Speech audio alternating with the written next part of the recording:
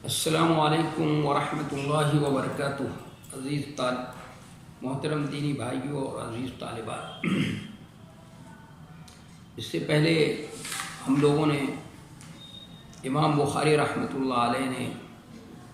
جو باب قائم کیا تھا کتاب الایمان کے اندر 32 نمبر، اس کو ہم نے پڑھا تھا۔ اس میں جو حدیث بھی تھی اور جو ترجمۃ الباب تھا کہ آدمی کے اسلام کی خوبی کا بیان تھا، تو اس سے امام بخاری کا مقصد کیا ہے اور کیا ثابت کرنا چاہتے ہیں حضرت امام مالک کے اثر سے، اور پھر جو حدیث نقل کیے انہوں نے،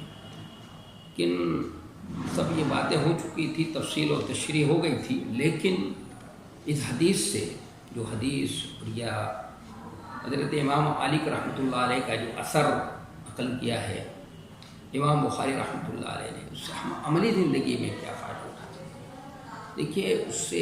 عملی زندگی میں ہمیں یہ فائدہ ہوتا ہے کہ اللہ تبارک و تعالیٰ اپنے بندوں پر کتنا مہربان ہے، اتنا مہربان ہے کہ ہم اس کو سوچ نہیں سکتے، ہمارے یعنی فہم اور عقل سے اس کا ادراک ممکن نہیں ہے۔ اللہ تبارک اتنا مہربان ہے کہ بندہ کوئی نیک کام کرتا ہے تو اس کے 10 سے 700 گنا تک اللہ تبارک و تعالیٰ کیا کرتا ہے، اس کو بدلہ عطا فرماتا ہے۔ واللہ یضاعف لمن یشاء، اس سے بھی زیادہ دے دیتا ہے، اتنا مہربان ہے وہ، اس کا فضل اور اس کا احسان پہ کتنا ہے، جو ہمارے اوپر جو اس کے احسانات اور انعامات کی بارش ہو رہی ہے،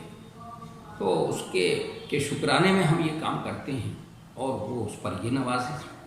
کتنا قدرداں ہے وہ، شکور ہے، اس کی صفت ہے شکور، بڑا قدرداں ہے، بڑی قدر کرتا ہے۔ تو ہمیں بھی کیا کرنا چاہیے؟ عمل کرنا چاہیے، نیک عمل کرنے کی کوشش کرنی چاہیے۔ اور دیکھیے کتنا مہربان ہے کہ اگر کوئی غلط کام، اچھے کام کا ارادہ کیا آپ نے تو ارادہ کرنے بننے کے لیے، اور کوئی برا کام اگر ارادہ کیا ہے تو اس پہ پکڑ نہیں ہے، اور اگر کر دیا تو صرف ایک۔ اور حدیث ہم نے پڑھی ہے تو اس میں بھی کیا ہے کہ اللہ تعالیٰ جس کو چاہتا ہے معاف بھی کر دیتا ہے، تو کتنا مہربان ہے بھائی اللہ تبارک تعالیٰ۔ اس لیے ہم مسلمانوں کو اور خالی انسانوں کو اللہ کے شکر میں ہمیں ہمیشہ ہم جو ہے اللہ کا شکر ادا کرتے رہنا چاہیے۔ اور مومن کا معاملہ تو حدیث میں بتایا کہ بڑا عجیب ہے اور مومن ہی کے لیے ہے، اور آپ صلی اللہ علیہ وسلم نے فرمایا کہ مومن کا معاملہ ہے کہ اگر اس سے انعام اکرام کی اس کے اوپر بارش ہو، اللہ تبارک و تعالیٰ خوشیاں عطا فرمائے اور اس کے خوشحالی ہو، تو اس میں اگر صبر اور شکر کرتا ہے تو اللہ تبارک و تعالیٰ اس کو مزید اور عطا فرماتا ہے۔ اور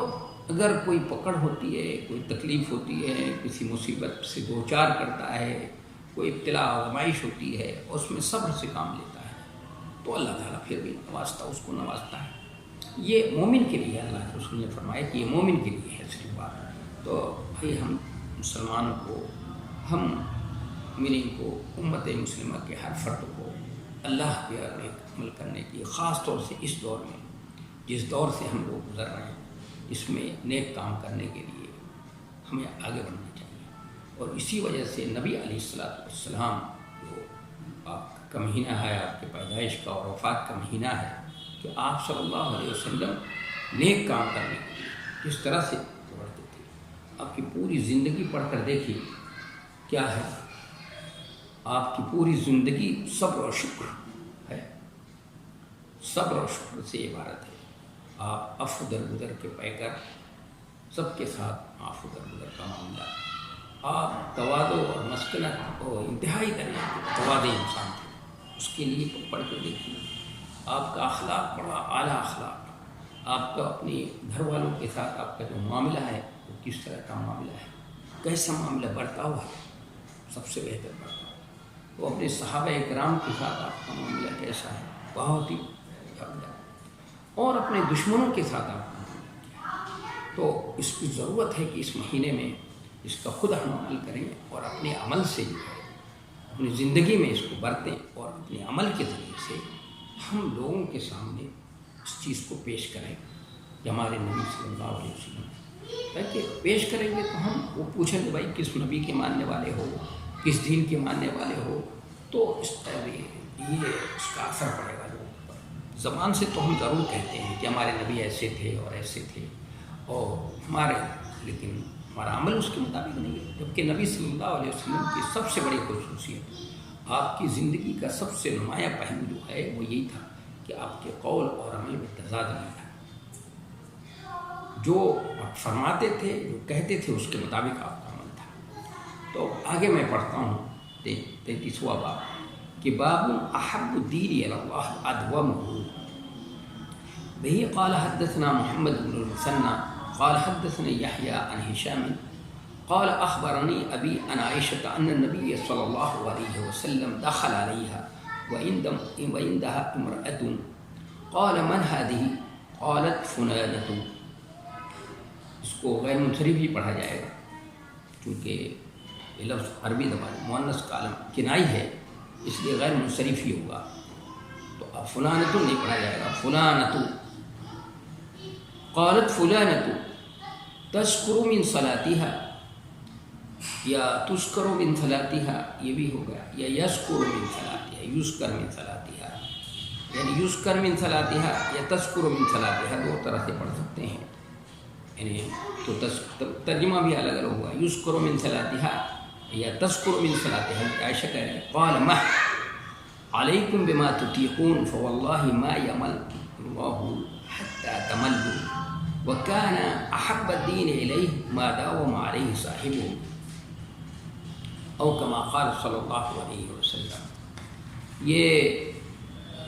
امام بخاری رحمۃ اللہ علیہ نے یہ ترجمۃ الباب قائم کیا ہے، اور تو اس کا مقصد کیا ہے یہ سمجھنے کی کوشش کریں گے۔ اور ابھی اس سے پہلے باب تھا 32واں باب حسن و اسلام البر، اس کے فوراً بعد یہ بات، ان دونوں میں مناسبت کیا ہے، اس کو مناسبت کو بھی سمجھنے کی کوشش کی جائے گی، اور مقصد کیا ہے امام بخاری کا، اور پھر اس حدیث سے امام بخاری رحمۃ اللہ علیہ کیا کیا باتیں سمجھانا چاہتے ہیں، پھر اس حدیث کو سمجھنا چاہیں گے، اور پھر اس سے عملی زندگی میں ہمیں کیا فائدہ پہنچتا ہے۔ تو دیکھیے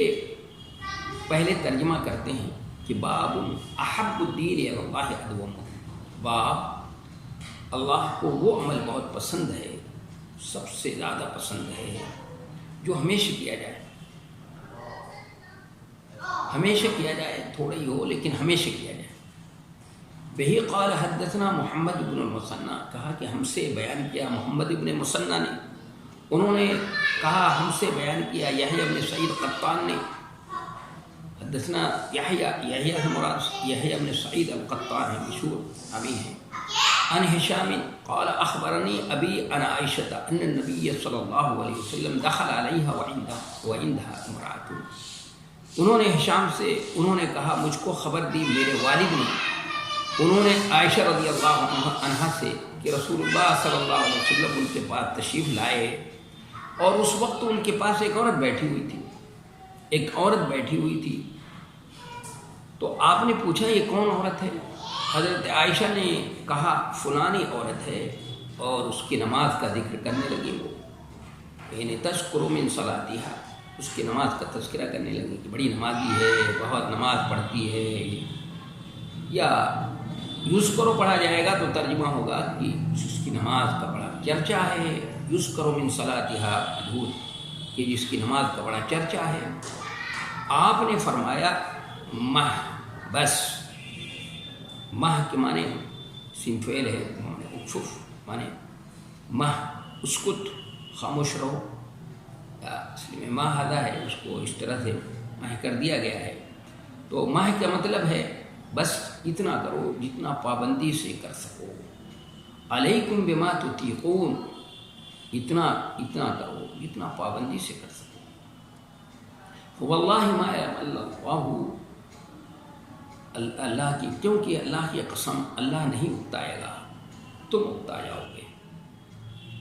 یعنی حتیٰ کو غائب کے لیے نہیں لیا ہے بلکہ واو کے معنی میں استعمال کیا ہے، اللہ نہیں اکتائے گا، یعنی اللہ کی طرف اکتانے کی نسبت نہیں کی جا رہی ہے، الدبل، اور اگر غایت کے معنی میں لیں گے تو یعنی یہ کہ اللہ جو ہے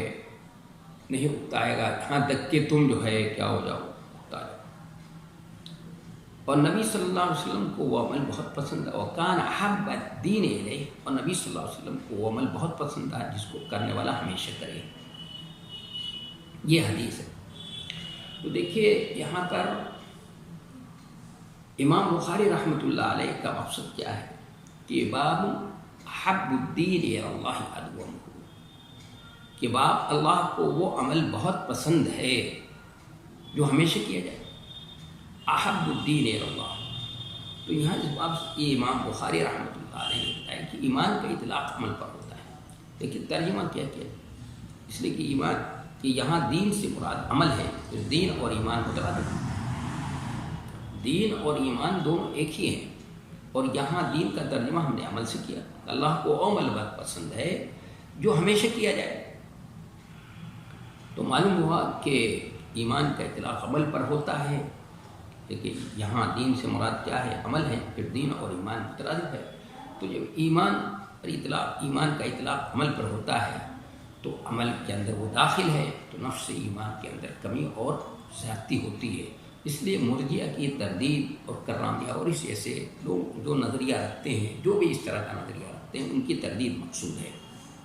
یہ کرنا چاہتے ہیں امام بخاری رحمۃ اللہ علیہ کہ اللہ کو وہ عمل پسند ہے جو ہمیشہ کیا جائے۔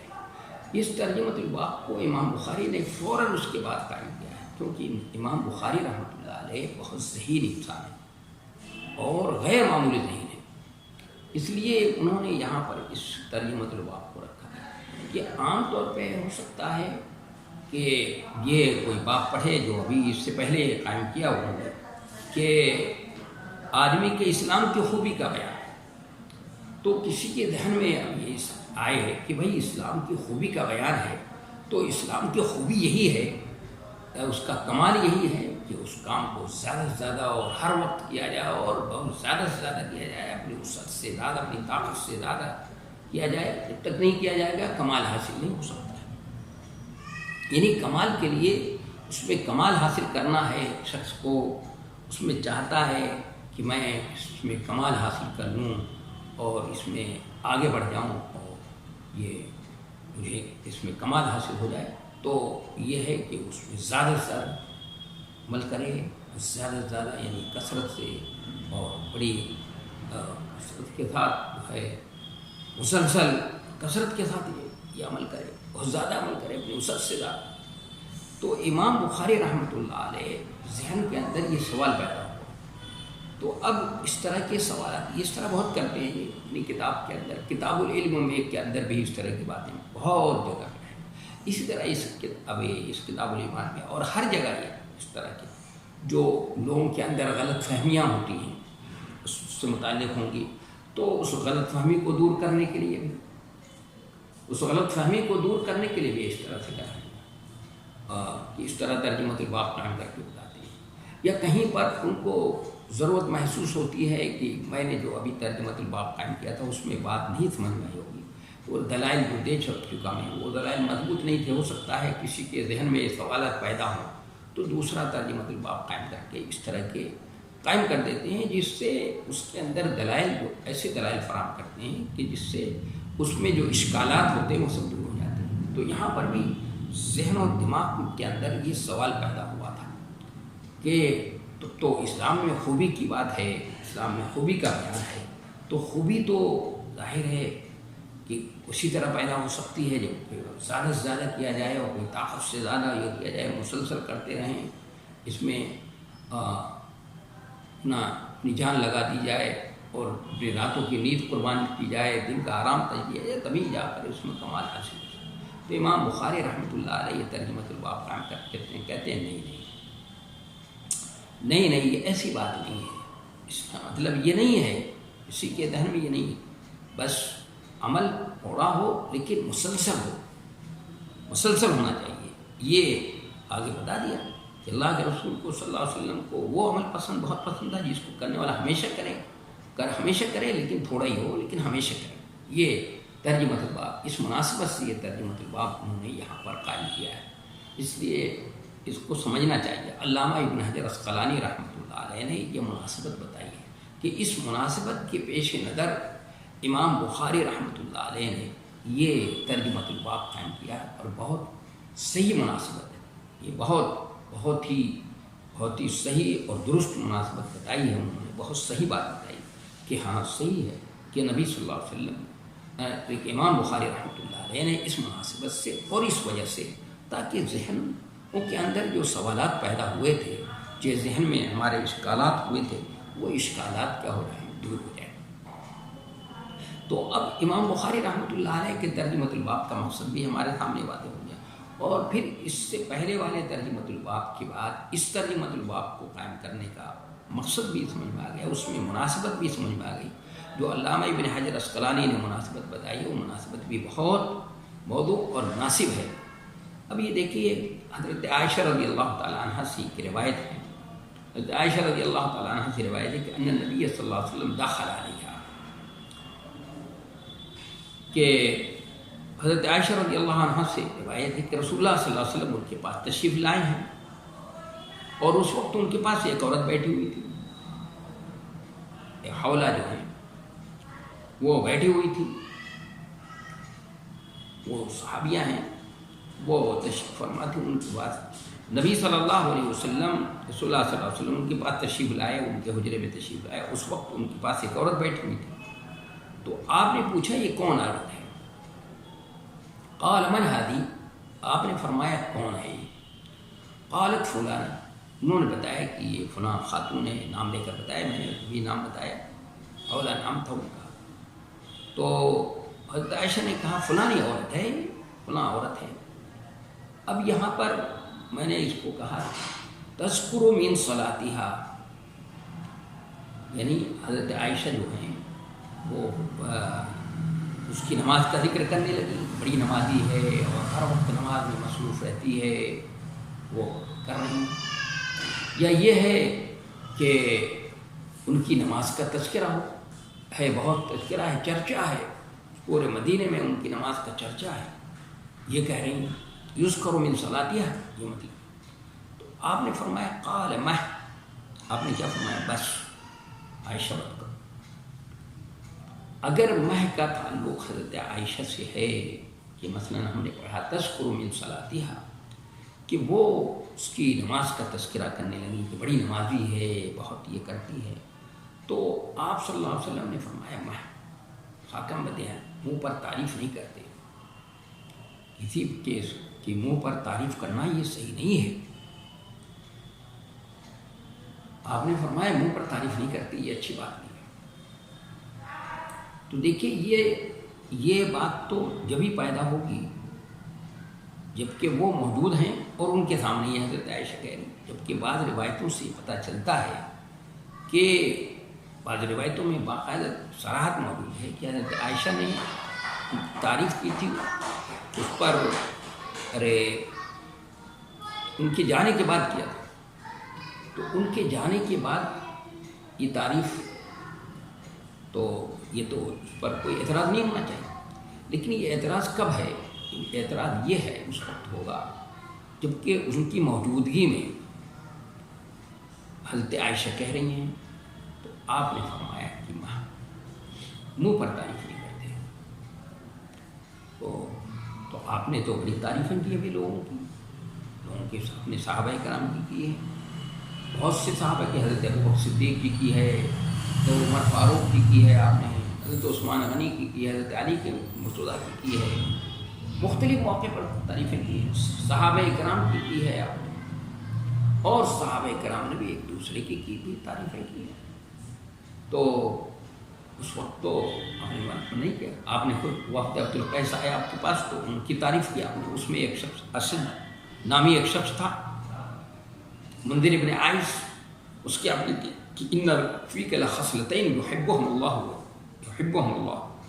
العلم والعنات، آپ نے اس کی بھی تعریف، ان کی تعریف کی، جو قوم وقت کے سردار تھے منذر ابن عائس، ان کی بھی تعریف کی تھی آپ نے، حضرت ابوبکر صدیق کی 12 تک تعریفیں کی آپ نے، حضرت عمر کی،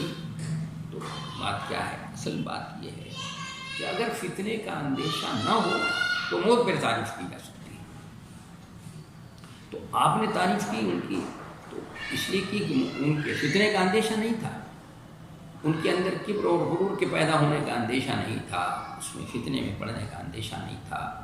اس لیے آپ صلی اللہ علیہ وسلم نے کسی آزمائش میں پڑنے کا اندیشہ نہیں تھا، اس لیے تعریف کی. آپ نے حضرت ابوبکر صدیق کی فرمایا کہ آپ نے فرمایا کہ جنت کے 8 دروازے ہیں اور لوگوں کو مختلف دروازے سے بلایا جائے. تو حضرت ابوبکر صدیق رضی اللہ عنہ نے پوچھا کہ اللہ کے رسول کیا کوئی ایسا شخص بھی ہوگا کہ جس کو ہر دروازے سے بلایا جائے؟ تو آپ نے فرمایا انت منہم، کہ تم انہی میں سے ہو، تم کو ہر دروازے سے بلایا جائے. دیکھیے تعریف کیا. اور سب کے آپ نے فرمایا کہ سارے جتنے لوگوں نے میرے ساتھ احسان کا معاملہ کیا میں نے سب کو چکا دیا سوائے ابوبکر صدیق کے، ان کا احسان تو اللہ ہی چکائے گا. دیکھیے تعریف کر رہے ہیں اور اسی بے شمار تعریفیں کیا. حضرت عمر فاروق کی تعریف کیا کہ ہر امت میں ایک غلام ہوتا ہے، میری امت میں ارے عمر فاروق غلام کہ اللہ تبارک و تعالیٰ جن کی زبان سے حق کو جاری و ساری کر دیتا ہے. بہت سی جگہوں پہ قرآن نے، بہت سی معاملات میں قرآن نے ان کی رائے کی تائید کی ہے. اور خود جناب نبی کریم صلی اللہ علیہ وسلم نے بہت سی معاملات میں ان کے مشورے پر عمل کیا ہے. آپ صلی اللہ علیہ وسلم تو آپ نے فرمایا کہ الہم یعنی الہام جن کو ہو جاتا ہے. آپ نے ان کے بارے میں فرمایا کہ وہ عمر فاروق جس راستے سے چلتے ہیں شیطان اس راستے کو راستہ کاٹ دیتا ہے، اس راستے پر نہیں چلتا، وہ راستہ کاٹ دیتا ہے شیطان، وہ راستہ اپنا کاٹ دیتا ہے. شیطان جو ہے اس راستے کو چھوڑ دیتا ہے. یہ تعریف ہے. آپ اسی طرح عثمان غنی کی تعریف کی ہے بے شمار کہ جنت خرید لی انہوں نے 3 مرتبہ فرمایا اور جنت کی بشارت دی. ابوبکر صدیق کو بھی دی، عمر فاروق کو بھی دی جنت کی بشارت. اسی طرح حضرت علی کرم اللہ وجہہ کو کے بارے میں فرمایا انت منی کمنزلتی ہارون من موسیٰ، کہ تمہاری حیثیت میرے نزدیک ایسی ہے جیسے حضرت موسیٰ علیہ السلام کے نزدیک حضرت ہارون کی حیثیت تھی، وہی حیثیت تمہاری ہے. بس یہ ہے کہ وہ حضرت ہارون نبی تھے تم نبی نہیں. اور آپ نے ان سے محبت کو ایمان کی علامت قرار دیا، تعریف کیا. اور آپ نے موقع پر خیبر میں کے موقع پر قلعہ فتح نہیں ہو رہا ہے، آپ نے فرمایا کل ایک ایسے شخص کے ہاتھ میں جھنڈا دوں گا جو اللہ اس کے رسول سے محبت کرتا ہے.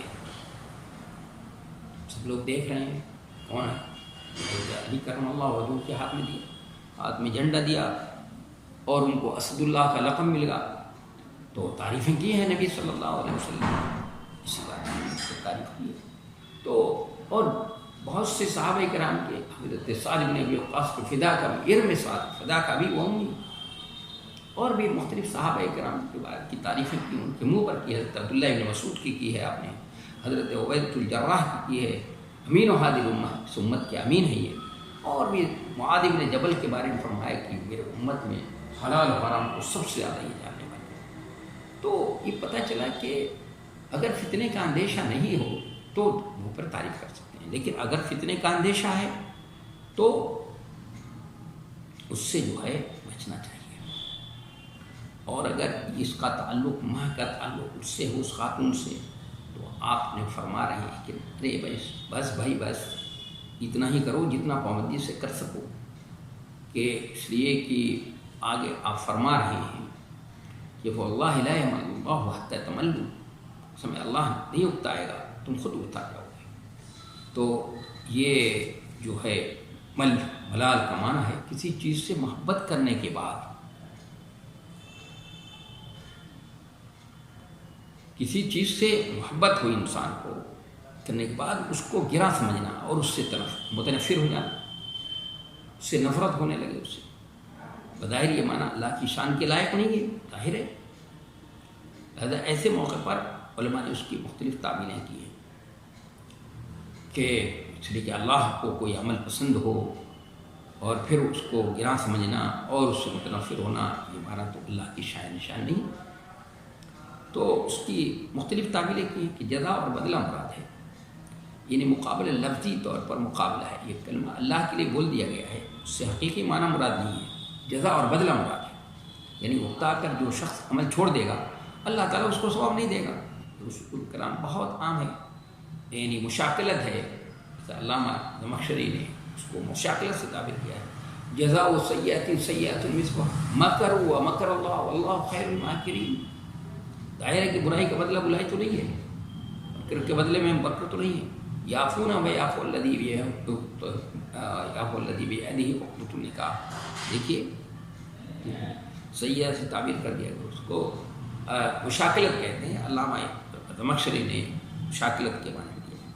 اور ایک دوسری توجیہ بھی کی جا سکتی ہے، بعض لوگوں نے حتیٰ کو غایت کے معنی میں نہیں دیا ہے، اور جب غایت کے معنی میں نہیں لیں گے تو کوئی محال چیز نہیں، کوئی ایسی بات نہیں پیش آئی۔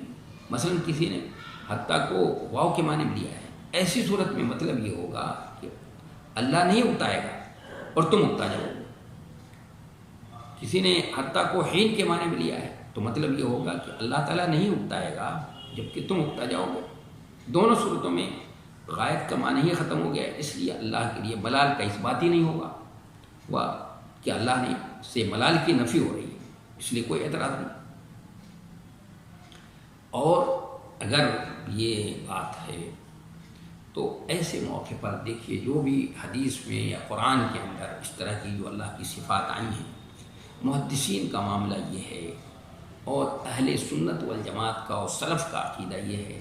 کہ بغیر کسی تعویل کے، بغیر کسی توجیہ کے اس کو کیا کیا جاتا ہے اور تمثیل کے معنی کے، اور اس کی کوئی توجیہ نہیں کرتی، کیونکہ لیس کمثلہ شیء وہو السمیع البصیر،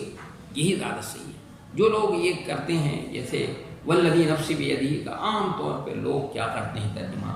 کہ اس ہستی کی قسم جس کے قبضے قدرت میں جانے، یہ قبضے قدرت میں کیوں جان ترجمہ کر رہے ہیں آپ؟ وہ کہیے کہ والذی نفسی بیدہ، اس ہستی کی قسم جس کے ہاتھ میں میری جان ہے۔ اللہ کی یہ صفت ہے، اللہ نے اپنی اس صفت کا تذکرہ قرآن میں بھی کیا، ید اللہ فوق ایدیہم، اس کی توجیہ کرنا، اس کی تشریح بیان کرنا، اس کی یہ کرنا، یہ صحیح نہیں ہے، کسی طرح سے بھی صحیح نہیں ہے۔ یہ اسلاف کے عقیدے کے، سلف کے عقیدے کے، علماء عقیدے کے خلاف بات ہے، محدثین کے عقیدے کے خلاف بات ہے، اس لیے اس کو اچھی طرح سے سمجھ لینا چاہیے۔ آگے نبی علیہ الصلوۃ والسلام فرماتے ہیں کہ کان احب الدین الیہ ما داوم علیہ صاحبہ، کہ اللہ کے رسول کو وہ عمل پسند تھا جو عمل کے تھوڑا ہو لیکن مسلسل، یہ اللہ کو زیادہ پسند ہے۔ اس میں کیا حکمت ہے کہ اللہ کو یہ عمل جو ہے سب سے زیادہ پسند ہے؟ آپ کو بھی سب سے زیادہ یہ عمل پسند تھا، یہ عمل جو ہے اللہ کو سب سے زیادہ پسند ہے۔ اس کے پسند ہونے کی وجہ کیا ہے، اس کے پیچھے حکمت کیا ہے؟ تو اگر آپ بھی غور کریں اور اس کو ایک مثال سے سمجھیں کہ مثال یہ ہے کہ ایک شخص ہے، بڑے لوگوں کے دربار میں مثلا حاضر باش ہوتا ہے، حاضر ہوتا ہے، اور ایک دن پورے دن رہتا ہے تو وہ شہنشاہ کی توجہ کو اپنی طرف مرکوز نہیں کر سکتا۔ اگر ایک شخص ہے روزانہ ہی شریک ہوتا ہے، تھوڑے ہی وقت کے لیے ہوتا ہے، تو وہ کسی نہ کسی دن اس کی نظر اس پہ پڑ جائے گی، اس کی توجہ کا مرکز ہو جائے گا، وہ اس کی نظر میں آ جائے گا، اس کو یوں سمجھیے اس طرح۔ تو اسی طرح کوئی بندہ ہے جو مسلسل روزانہ تھوڑا ہی عمل کرتا ہے، تھوڑی، یہ نہیں کہ ایک دن تو بہت زیادہ نماز پڑھ لی، وتر بھی، ارے نوافل بھی، تہجد بھی، اور بہت نوافل کا اہتمام کر لیا، تحیۃ الوضو، تحیۃ المسجد، اور بہت سی نوافل، سارے نفلوں کا اہتمام کیا، اور دوسرے دن کیا ہو گیا کہ بس سو گئے۔ یہ چیز پسند نہیں ہے اللہ، پسند کیا ہے کہ تھوڑا ہی عمل ہو اور لیکن مسلسل ہو، تو اللہ کی نظر میں اس کی بڑی قدر و قیمت ہے، تو اس کے پیچھے حکمت سمجھ میں آئے۔ اور امام غزالی رحمۃ اللہ علیہ نے بھی اس کو جو ہے اس کو سمجھایا ہے، اس کو بتایا ہے، اس کو اسی اندر سے یہ مثالیں جو میں نے بتائی، مثال اس کو بھی اسی مثال سے امام غزالی رحمۃ اللہ علیہ نے بھی اپنے احیاء دین کے اندر اس کو بھی انہوں نے اسی طرح مثال دے کر سمجھایا ہے۔ تو اگر ہمیں اس کی حکمت کو سمجھنا ہے اور یہ کرنا ہے تو یہ اس کے پیچھے حکمت ہے۔ ہمارے ہاں خادم ہو، اچھا آپ نے نوکر رکھا ہے، خادم ہے، وہ مثلاً ایک دن تو بہت اچھا کام کرتا ہے، دکان پہ رہا آپ کے بہت دن بھر رہا اور دن بھر وہ کام کرتا رہا، اور دوسرے دن وہ غائب ہو گیا۔ یہ کھانے پکانے کے لیے رکھا ہے آپ نے، ایک دن تو بہت اچھا کھانا پکایا اور یہ کرتا رہا، کام کیا، اور دوسرے دن غائب ہو گیا یا اس طرح سے کرنے لگا، تو آپ کی نظر میں وہ اچھا نہیں ہے۔ اچھا کون ہے؟ جو یہ آتا ہے آپ کے یہاں کام کرتا ہے، مسلسل کرتا ہے، لیکن تھوڑے ہی کرتا ہے لیکن مسلسل کرتا ہے، پابندی کے ساتھ کرتا ہے، تو وہ آپ کی نظر میں اچھا مانا جاتا ہے۔ تو اسی طرح سے اللہ کے یہاں بھی جو شخص ہے اچھا مسلسل کام کرے، وہ تھوڑے ہی کرے، تو اللہ کے نزدیک مقبول ہوتا ہے۔ تو اس سے ہمیں بہت سی اہم باتیں اگر ہم سوچیں غور کریں تو اس سے بھی اہم باتیں ہم کو سمجھ میں آتی ہیں۔ انشاءاللہ اس کے بعد جو درس ہوگا اس میں یہ بات آئے گی انشاءاللہ۔ وما توفیقی